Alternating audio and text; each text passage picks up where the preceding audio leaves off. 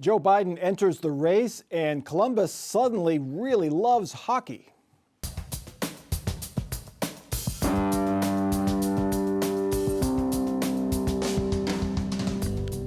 Joining us on Columbus on the Record this week, Kathy Kandinsky, State House reporter for the Columbus Dispatch. Joe Ingles, State House reporter for Ohio Public Radio. Ray Miller, publisher of the Columbus African American News Journal. And Mark Weaver, Republican strategist. The polls, as of now, showing who has the best chance of beating Donald Trump is Joe Biden, and he is running for president. Biden officially launched his campaign Thursday with a video aimed squarely at the president. I believe history will look back on 4 years of this president and all he embraces as an aberrant moment in time. But if we give Donald Trump 8 years in the White House, he will forever and fundamentally alter the character of this nation, who we are, and I cannot stand by and watch that happen. Of course, Biden joins a very crowded field of Democrats seeking the nomination. We're now up to 20. Here in Ohio, it seems like a Democrat is in position to win the state's electoral votes. An Ohio Northern University poll asked registered voters who they would vote for as of today. President Trump is at 34%, a generic Democrat at 41%, with about a quarter of voters still saying they are unsure or would vote for neither.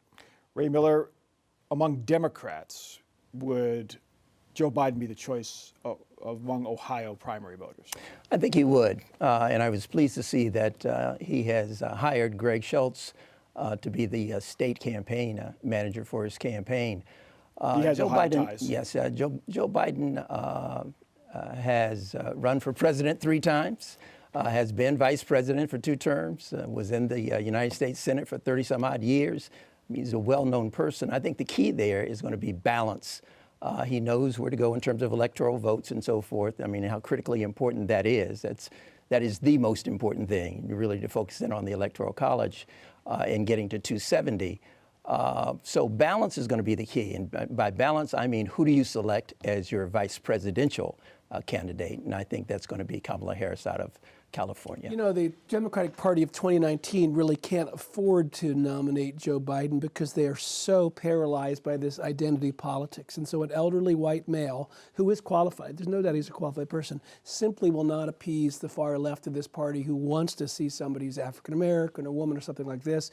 So his early lead is largely because he's the one who's known. Former vice president is somebody who's known. That lead will begin to diminish as all of these other 19 campaigns unload their opposition research files on this guy, dating back to his support of, or his opposition to forced busing in Wilmington in the 1960s, all the way through the crime bill, and then all of the failures of the Obama administration will all come back. Is that far left voice? There was a poll out the last couple of weeks that showed the far left voice on Twitter and social media is amplified more than reality. That most Democrats want somebody who's a centrist. Right. So are we playing too much the sort of the Twitter, millennial voice?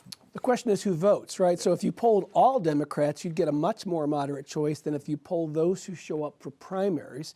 And the way the Democrats changed their system last time, the superdelegates have no say until the second ballot, which Just means very moderation quickly, I is don't hard. think partisanship is really the issue.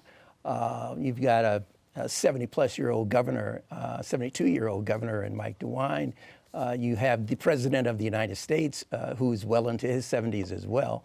So I don't look at it as Democrat, Republican. And I think you're exactly right about Ohio being centrist. Yeah, and if you look at it that way, I mean, Bernie Sanders is very popular among the very left wing, and he's older and he's white, he's male. Kind of the weird little so exception. I think honestly, if whoever the Democrats choose, the Democratic Party is likely, those who are Democrats are likely to get behind them. Kathy, the message was clear in that this is just the opening video. Right. For Joe Biden. But he didn't talk about health care. He didn't talk about income inequality. No. He said Donald Trump has to go. And that, polls have shown, is the number one issue He went among right Democrats. after Trump. I mean, he was not going after any of his competitors. And he doesn't really need to talk policy right away because he's been around. His record speaks for itself. People feel they know him. People are comfortable with him. He went right after Trump, and I think that's a winning message for him, at least to start. Can he ride that, Ray, all the way, just being anti-Trump? No, and I think he's a good debater. I mean, I really was pretty impressed with him in the last presidential campaign, and when he came up to bat, he knocked it out of the park. So I think he'll enjoy going after the issues. He's been the chairman of a Judiciary Committee in the United States Senate. He's dealt with issues all of his life almost. Well, he's infamous for his campaign gaffes, telling a man in a wheelchair to stand up and take a bow, using the wrong names, grabbing people. All of Wait that a seems minute. kind of pretty milquetoast compared to what our current president is. Well, I hear Yes, that. I was doubt going about to that. say brand. that. Trump's brand is I am who I am. I'm genuine. Joe Biden famously says crazy. Remember he said about Barack Obama he was the first clean and articulate African American. Oh, come on. What a demeaning thing There to is say not a about Barack crazier Obama president in ever in the 2008. history of But we're America talking than about Donald getting Trump. through a Democratic primary, a politically correct base of Democratic Party. Donald Trump doesn't run in a Democratic There's Party. grew up not as a going to be that Republican many president. candidates when you get to the election anyhow. Mark, you grew up in Pennsylvania, live did. in Ohio now. Yeah. If Joe Biden gets through the primary Yeah. and wins the nomination, is he really a threat to Donald Trump in winning back those two states? Ohio's going to go for Trump. Ohio is a red state now. Pennsylvania is up for grabs. And Joe Biden does have some appeal in Western Pennsylvania. I think that's true. Listen, I think they'd be smart to nominate him. Don't get me wrong. I think he's a formidable candidate. I just don't think they will. All right. How Ohio registers voters and polices voter rolls remains controversial. Now, a bipartisan group of leaders suggests changes to make it easier to do both. Secretary of State Frank LaRose and two state lawmakers, one a Democrat, one a Republican, presented their plan this week. It includes automatic voter registration when people file taxes or renew a driver's license or do other business with a state agency. People would have to opt out of voter registration. To better police the polls, the proposal would require state agencies to notify the Secretary of State's office of voters' address changes. If you are someone who is concerned about election integrity and preventing fraud, maintaining accurate lists is one of the absolute best ways possible to prevent fraud. No question about it. If you're somebody who, like me, is concerned about making sure that absolutely every Ohioan can participate in the civic exercise of being a registered voter and participating in our elections, this is a great way to do that as well. Joe Engels, this is not an easy thing to do, to connect all of the fishing licenses to the Secretary of State's office. How are they going to do that? Well, other states have done something like this. They don't know exactly how they're going to do it. They've got a working group that's going to sit down and iron out the details. But one thing's for sure with this is an idea that Democrats have been pushing for quite some time. So it will have bipartisan appeal as far as Democrats buying into it. Frank LaRose, of course, is a Republican, but his opponent in the primary, Kathleen Clyde, or in the general, Kathleen Clyde, she wanted this. This was part of her platform. So he's actually taking an issue that is popular with Democrats. If he can get the Republicans on board, there might be enough momentum there to actually push this through. Ray, is registering voters, what's your reaction to that? Or is it getting time for people to vote or access to voting itself? Which is the bigger issue? Well, I'll come to that, but the bipartisanship of it is really attractive right now, too. I noticed that Senator Vern Sykes is also very supportive of it, and that's going to be key in terms of bringing the Black Caucus along and so forth. But it's almost a Democratic issue. I mean, we've been talking this for an awful long time. Voter registration amongst lower income people, amongst African Americans in our Appalachian areas of the state and so forth is incredibly low. So it provides a real opportunity. I was really surprised to hear the new Republican Secretary of State to even come up with a proposal, particularly this early in the game. He's been talking about it, though. Well, let's remember the role of government is to not impede someone from registering to vote. The notion that the government should spend lots of money and lots of effort encouraging people who might not be interested to register, those folks may get registered if you stick enough forms under their nose. The likelihood of them turning out is very low because it's very simple to register to vote. Anybody with a computer, anybody who can go to a board of elections, anybody who can get to a postage stamp can register to vote. So it's not a bad idea. I support Frank and what he's doing.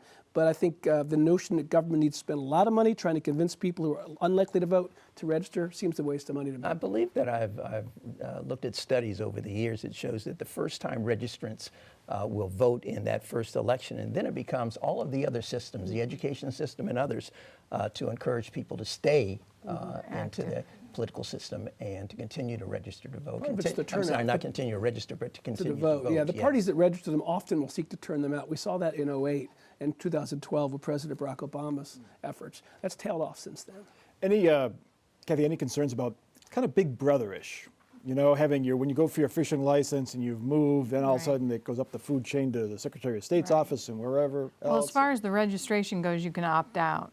The rest of it's just kind of updating addresses and stuff. So if you Yeah. apply for a fishing license and you have a new address, it'll be reflected on your voter registration. I suppose some people might have concerns with it. It doesn't seem like it's really that far-fetched compared to everything else we're doing online. There was a Republican and a Democrat up there with the Secretary of State showing bipartisanship. Is it really bipartisan? Do they have the support of the leaders in the House and Senate? That's the real question. Will the Republicans support this? I think that's the real question, because I think the Democrats, since they have been pushing for it, they've been pretty much on record with it. We have not heard from, since there's not a real bill for anyone to look at this point, we haven't heard anyone say anything too much about it, but that's where you should watch, is the Republicans. A real opportunity with Householder as the speaker, because he thinks politics first, and he'll be looking down the road at other opportunities to coalesce with the Democrats there. And so Larry Householder is a really cagey, really astute kind of a politician. I think that might be a real opportunity to get it through the House quickly. Should Democrats push for additional things, like let's have more than one early voting location in large urban areas as a part of this package? Oh, absolutely. Will they, or would it kill the bill? No, I don't think so. I think you put some things on the table knowing that in the final analysis it may not be in the final bill. Kathy, is this a sign that this has been such a divisive issue in this state for so long? Is this a small sign that we might be coming together to try to eliminate this partisan bickering over this issue? I think what LaRose is trying to do is to negate the need to purge the rolls that's been so controversial, purging infrequent voters off the rolls. Getting more people registered and getting more people's information updated automatically like this, he's hoping will eliminate the need to do as many purging. They'll still continue to do so, but hopefully there won't be as much. Won't be a big batch. all at Exactly, once. which is kind of a lightning rod for criticism. All right. It looks like the state will end its fiscal year with more tax money than it's spent, and Governor DeWine has a plan to actually spend it. DeWine is asking lawmakers to approve the transfer of more than $1 billion in projected year-end surpluses to pay for a wish list of sorts of budget items. The biggest portion of the surplus would go toward improving water quality in Lake Erie. Other items on the spending list: money for drug addiction and treatment and prevention programs, tourism promotion, and technology to improve state government. It's complicated, but by moving the surplus out now, it basically allows the governor to exceed the state's cap on spending. Mark Weaver, Democratic Governor Mike DeWine continues to his first 100 days. Shouldn't this money go back to the taxpayer if there is a surplus? That's the Or back to the general revenue fund. Right? The Governor DeWine has made it clear that he has certain priorities that he's going to follow. One of them in this money we're talking about would be to fight the opioid epidemic. That's just one example of several. He is using a lawful budget maneuver to show people what his priorities are, and he's willing to do that in a way that I think is kind of savvy, that allows him to follow the rules, follow the law, but still show people he's committed to doing this. Whether the legislature will go along with this is another question altogether. That's the question. Yeah. Why not put it? You can't put it back in the general fund because there's a cap on state funding. You can only increase what, 3.5% 3.5%, each yeah. year. So this would go above that. Right. The rainy day fund is full, so this money is just sort of sitting out there. What happens if the legislature says no, we don't want it? Does it go back into the general fund? Does it go back to the taxpayer? Do we know? Don't you think it's more likely that the legislature is going to say we want to spend it for different things? Yeah. There's always I an think so. idea. There's always a plan. Yeah. Government knows how to spend money. But I think Mike DeWine's saying, listen, I've got a plan. The voters elected me. I've told them what my priorities are. I'm going to fund my priorities. Traditionally, the legislature funds a different set of priorities. They're not going to overlap. I mean, they'll overlap to some extent, but there'll be a different set of priorities when we see the budget go through the House and Senate. Is spending money to clean up Lake Erie the best way to do it, or is it increased regulation on farmers and runoff farmers who use too much fertilizer, don't control the runoff of fertilizer rate? Which is the best use of state government power there? Well, what I'm really reflecting on is how much the Republicans have just turned into wheeler dealers in the General Assembly. And again, I mentioned Householder as one, and the governor himself, just being the dealer. And that means everybody's going to start coming to the table with their wish list. And various caucuses will start coming to the table. It's going to be quite a negotiation that's going to take place within the Deal making at the within State General House, Ray? Assembly. Say it ain't so. Deals at the State House? My It's just the goodness. way in which this thing is going right now. Deals that include Democrats, is what you're Being, saying, yeah. being led by the Republicans, which opens the door for the various Democratic caucuses to come in. But by narrowing on these issues, whether more money or more regulation is the answer in Lake Erie, Mark, I mean, the opioid crisis is real. I'm saying, I mean, maybe even 300 million is not enough. Maybe it should be 800 million for that and 300 for Lake Erie. But it's going to be hard to vote against a lot of money to help people overcome these addictions. Well, that's true, and this is an issue that really is close to the heart of Mike DeWine. I've talked to him about it myself several times. He early on said he was going to do something about this. When he was Attorney General, this was a big priority for him as well. So the legislature understands, nearly everybody knows a family that's been touched by opioid abuse. That one in particular will be easy. Some of the other ones may be more difficult. Correct. The state budget process is just starting to go. Projections, Kathy, aren't quite as rosy for the next fiscal year, so some people are worried about that. No, I think some in the legislature are concerned that the budget is too big, that they need to cut it back a little bit. So we'll see what happens. All right. Pharmacy benefit managers continue to draw scrutiny over their business practices. The PBMs, as they're called, are the middlemen in the drug supply chain. They negotiate deals with drug companies, then set prices for insurance plans and Medicaid. Of course, PBMs take a cut. The problem is we don't know how much of a cut they take and how much of that profit increases the price that consumers in Ohio's Medicaid system pay for prescription drugs. Recently, Attorney General Dave Yost unveiled a plan to increase transparency with the hope of bringing costs down. Kathy Kaniski, for instance, Dave Yost wants the auditor to get a look at the pricing that PBMs charge. You articulated the problem that we don't know how much how much we're paying for drugs. We don't know how much they're reimbursing pharmacies. We don't know how much they're getting in rebates. We don't know how much they're taking off specialty drugs. We don't know all these information. So we have no idea if we're getting a good deal or not. And I think that's what Attorney General Yost is concerned about. He wants to be able to evaluate what we're getting for our money. And under the current system, we can't do that. Kathy and her colleagues have written a great deal of stories about this, and taxpayers ought to know about this. I've been working with an organization called Health Plan Data Solutions, which essentially doesn't have a dog in the fight, but they do scrutinize where the money goes and gives decision makers, and they've done this already at the state level, and some idea of where the money's going, how much is being paid for by these drugs. Right. So the people whose job it is to manage these dollars are managing with the best amount of information. So should government get involved in this, Mark? You're a small government, no regulation guy. Government's currently involved, right? So every time someone who's got a health care plan who works for the state government or one of the retirement systems, or if you're an injured worker, Medicaid, somebody needs to be managing to see whether or not we're getting the best possible prices for the money we're spending. So something like this Health Plan Data Solutions, which gives you a window into it, would allow the first decision makers to see if the money's being spent well, and then voters and citizens to look at for themselves so they can tell their politicians. I mean, Ohio's Medicaid program spends about $25 billion or so on prescription drugs every year. I mean, as a taxpayer or as a person who's on the Medicaid program, you should care about that.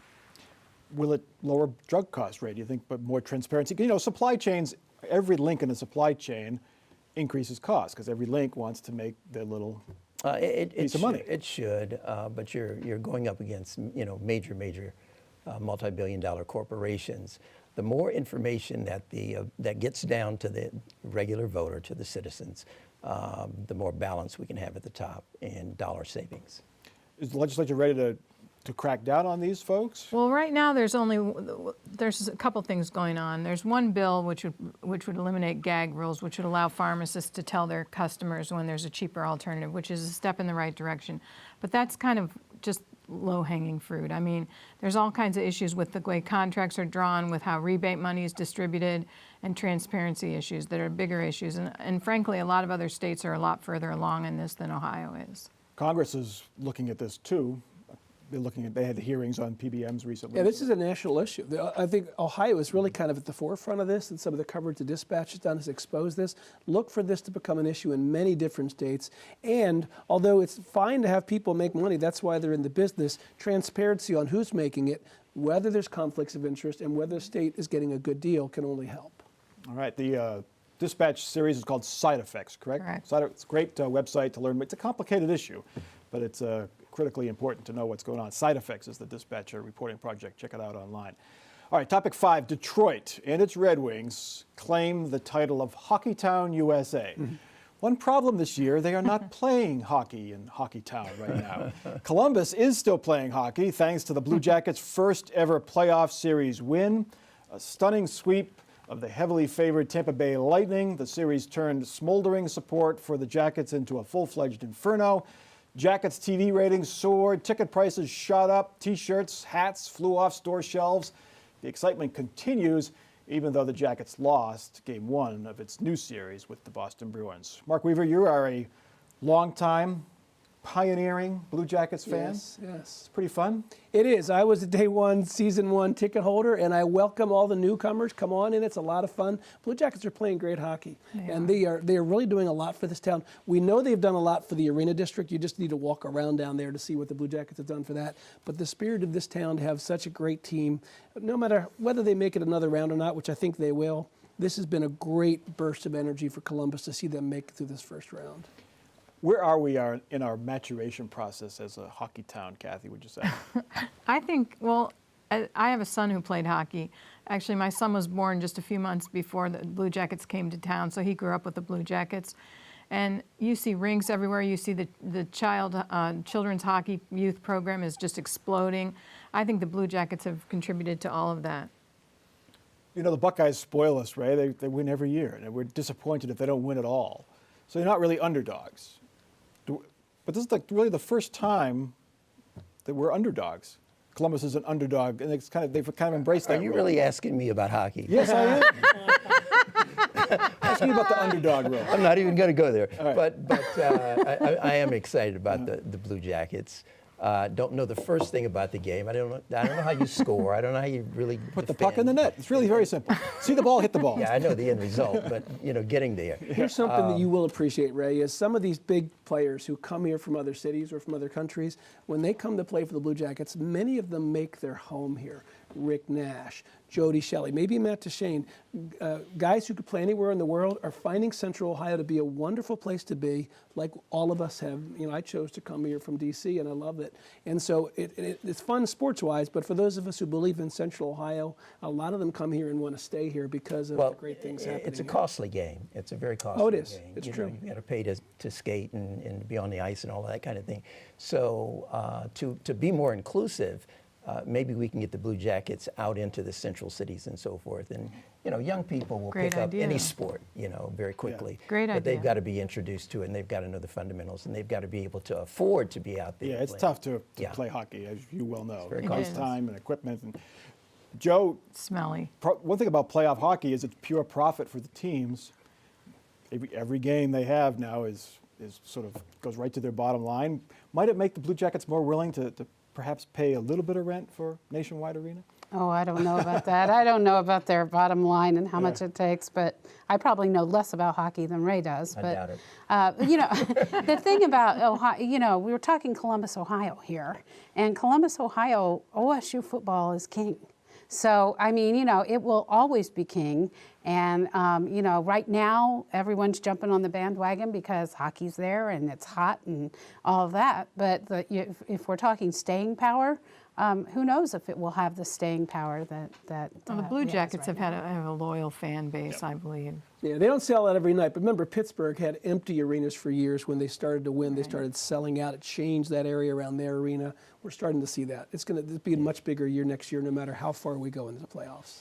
Agreed. And it's good to have the crew. You've got the Blue Jackets, you've got the crew, you've got, the baseball team, the Clippers. I think it's good that we have all of that going. It helps the growth and development of the city. Why do we care so much about sports? It's a big deal. And it's just guys skating around. It's for my wife and I. A, it's something to do in the winter when it's cold and dark, and B, it's escapism. When I'm there for 60 minutes, clients are not calling me. I'm not worrying about legal cases or other problems. Right. It's kind of fun to watch. And Entertainment. is it important in the scheme of life? It's not, but it's a really nice diversion for a lot of people. Gee, that sounds like Absolutely. the theater to me. Yeah, there you Well, go. it's entertainment. There's more fighting though in hockey than in the theater. That's true. That's true. There's a lot of fighting in some productions. true. Anyway, duels in one, right? Yeah. Anyway, all right, time for our final off-the-record parting shots. Mark, you up first. You know, Joe Biden this week claimed that he didn't get Obama's endorsement because he asked Barack Obama not to endorse him. I'd like to announce to say that I'm asking the Blue Jackets not to draft me to be their center for the rest of the playoffs, because I'd be very good. Of course I would get it. I'd start every game. So I'm asking them not to make me their center, just like Joe asked Barack not to endorse him. Ray. That's funny. Well, since we're talking about Joe Biden, let me say that Joe Biden will select Kamala Harris as his running mate. It's a brilliant move, and they will be the next occupants of the White House. So Kamala Harris won't select Joe Biden as her running mate, you say? No, she's the one who got 5 million votes in her race for Senate in California, which just happens to have 55 electoral votes. Okay. Joe. There's a bill in the legislature right now that would extend to college referees the ability that if someone, a spectator or someone gets in a fight and abuses them or assaults them, it would raise the penalties. Watch for that bill to make some progress through the legislature, because this is an issue that just keeps coming up more and more and more. And like you said, you know, fighting in sports and whatnot, it could be big. Kathy. Something to watch that may not progress through the legislature would be the school funding package that they're talking about. I think I'm hearing more and more concerns about it directing too much money to wealthier districts, which has been a concern every time they try and refund the schools. So I think this one might be not make it into the state budget this time. All right. I grew up a casual Bruins fan in the Boston area. I'm kind of a business casual Blue Jackets fan, so I'm rooting for the Jackets to beat the Bruins in this Oh, series. you are? Good. Anyway, I've been rooting for the Jackets all season long, not just a bandwagon. All right. That is Columbus on the Record for this week. Check us out online. Connect to us on Twitter, Facebook. See each episode on demand whenever you want to watch us at wosu.org/COTR. For our crew and for our panel, I'm Mike Thompson. Have a good week.